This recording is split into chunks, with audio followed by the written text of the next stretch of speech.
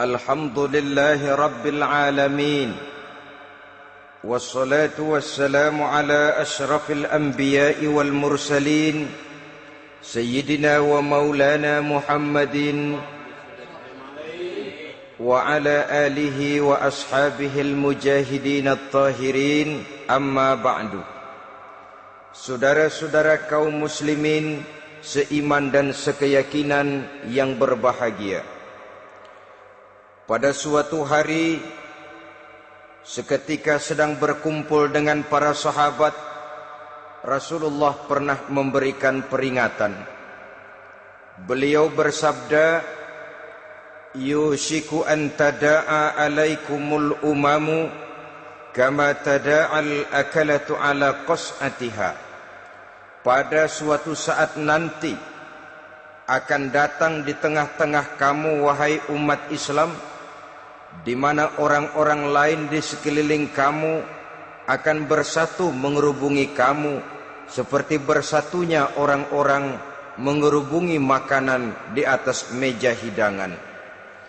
Akan datang satu saat nanti di mana kondisimu dikepung sedemikian rupa, yang barat mau menerkam, yang timur mau menghantam, yang selatan mau menginjak-injak, yang utara pun akan menjelajah. Kondisimu seperti makanan di atas meja hidangan.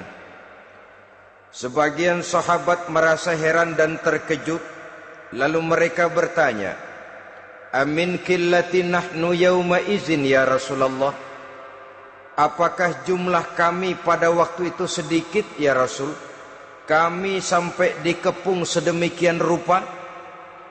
Beliau menjawab, "Bal antum yauma idzin katsir."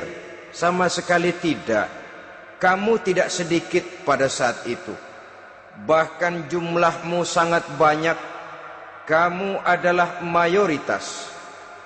Walakinnakum ghusa'un ka ghusa'is sail. Tetapi keadaanmu saat itu persis seperti buih di lautan. Banyak tetapi centang perenang. Banyak tetapi tidak punya daya dan kekuatan. Banyak tapi dipermainkan gelombang lautan, dihempaskan ke tepian pantai tanpa punya makna dan arti.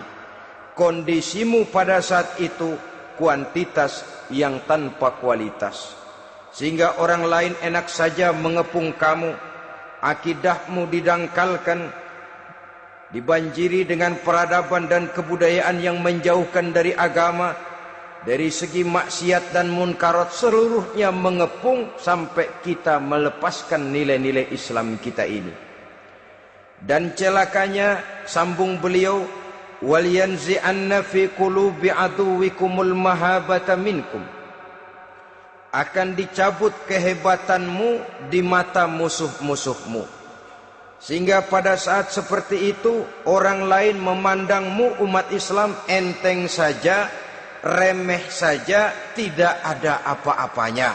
Sudahlah, pokoknya umat Islam sikat saja. Umat Islam enteng, umat Islam kecil, umat Islam tidak ada apa-apanya. Alangkah ironinya, alangkah menyedihkannya, memilukan dan sekaligus memalukan. Umat yang mayoritas ini dipermainkan oleh yang minoritas. Umat yang jumlahnya terbesar, terbanyak, bahkan konon menurut catatan sampai 90%, tapi dipermainkan oleh mereka kelompok-kelompok kecil ini. Wal yakzifanna fi qulubikumul wahn. Pada saat itu di hatimu dicampakkanlah penyakit wahan. Sahabat kemudian bertanya, "Wa mal wahnu ya Rasulullah?" Apakah penyakit wahan itu ya Rasul? Beliau menjawab, "Hubbud dunya wa karahiyatul maut." Penyakit wahan itu tidak lain hubbud dunya wa karahiyatul maut. Terlalu cinta kepada dunia dan terlalu takut kepada mati. Materialistis dan takut resiko. Dua penyakit inilah yang menyebabkan walaupun umat ini mayoritas, tapi dipermainkan oleh yang minoritas. Walaupun dia golongan terbesar, tapi nasibnya seperti makanan di atas meja makan. Dari segala macam penjuru mau menghantam dia. Saudara-saudara kaum muslimin yang berbahagia, ini merupakan analisa sosial bahwa pada satu saat nanti akan terjadi di tengah-tengah umat di mana kita dihantam dan diserbu dari segala macam penjuru. Akidah didangkalkan, peradaban dan kebudayaan dirusak, makanan dan minuman diracuni, pakaian ditelanjangi dan lain sebagainya, sampai kita melepaskan nilai Islam yang kita cintai ini. Kondisi sosial ini satu saat akan datang kepada kita. Demikian analisa dan peringatan dari Rasulullah sallallahu alaihi wasallam. Marilah sekarang kita melihat, adalah benar bahwa di zaman sekarang kita insya Allah tidak akan mengalami perang Badar sehebat yang pernah dialami oleh Rasul dan para sahabatnya.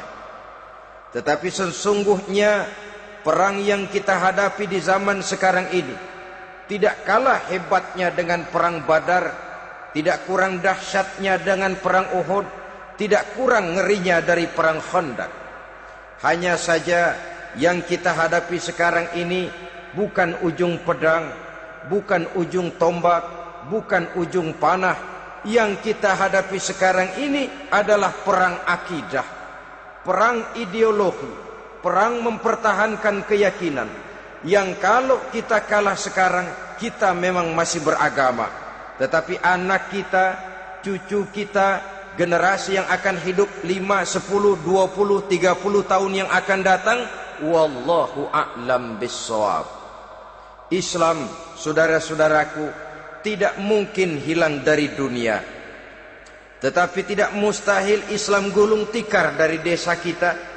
Tidak mustahil Islam gulung tikar dari kampung dan kota kita, jikalau kita tidak menjaganya, jikalau kita tidak memeliharanya, bahkan jikalau kita tidak mewariskannya kepada anak-anak kita, generasi yang akan datang. Marilah kita mengingat sejenak bagaimana Islam di Spanyol yang pernah jaya, pernah mewarnai daratan Eropa, dan yang sekarang hanya sekedar tinggal ceritanya saja.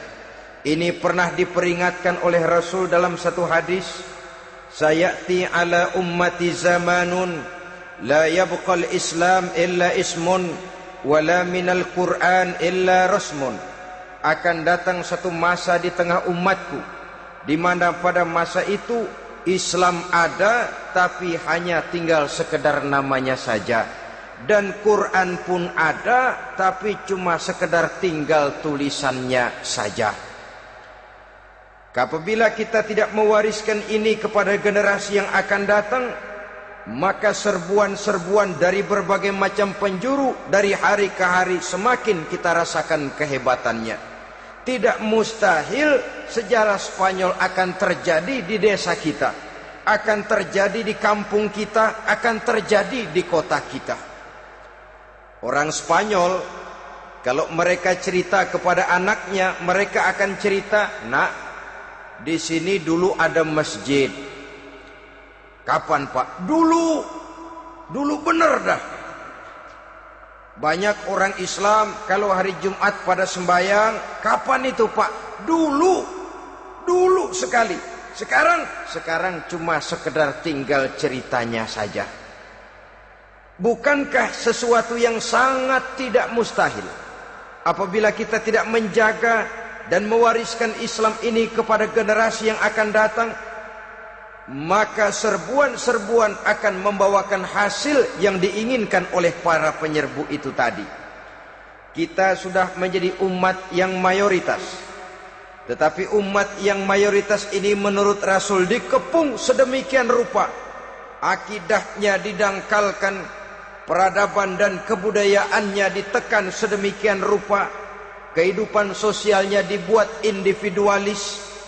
Kemudian dari segi pergaulan, pakaian, makanan, minuman dan sebagainya diracuni, sampai dia tidak lagi berpegang teguh kepada agamanya. Dan dikala itu hilang kehebatan umat ini di mata musuh-musuhnya. Orang lain memandang kita ringan saja, enteng saja, satu umat yang sudah kehilangan wibawa. Padahal konon kabarnya kita mayoritas, tapi enak saja dikutak-kutik orang lain. Dan dikala itu di hati kita merajalela penyakit uahan. Penyakit uahan itu apa? Pertama, hubbud dunia, terlalu cinta kepada dunia. Terlalu cinta kepada dunia yang menyebabkan kita lupa. Lupa akan tanggung jawab dan kewajiban. Lupa meneruskan dan mewariskan Islam kepada generasi yang akan datang.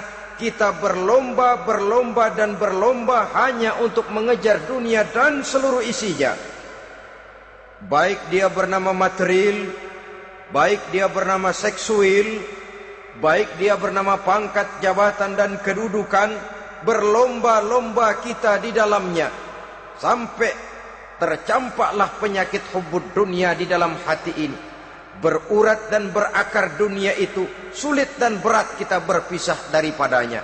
Akibatnya kemauan untuk berbuat demi dan atas nama agama sangat sulit terwujud di dalam kehidupan ini. Yang kedua, karahiyatul maut, terlalu takut kepada mati. Baik mati ajal, mati dalam artian yang sebenarnya, baik mati usahanya, baik mati karirnya, baik mati pangkat dan jabatannya. Sehingga dengan demikian akibatnya jatuhlah kita menjadi umat yang kehilangan wibawa di mata orang lain. Saudara-saudara kaum muslimin rahimakumullah, saya katakan tadi, perang yang kita hadapi di zaman sekarang adalah perang akidah.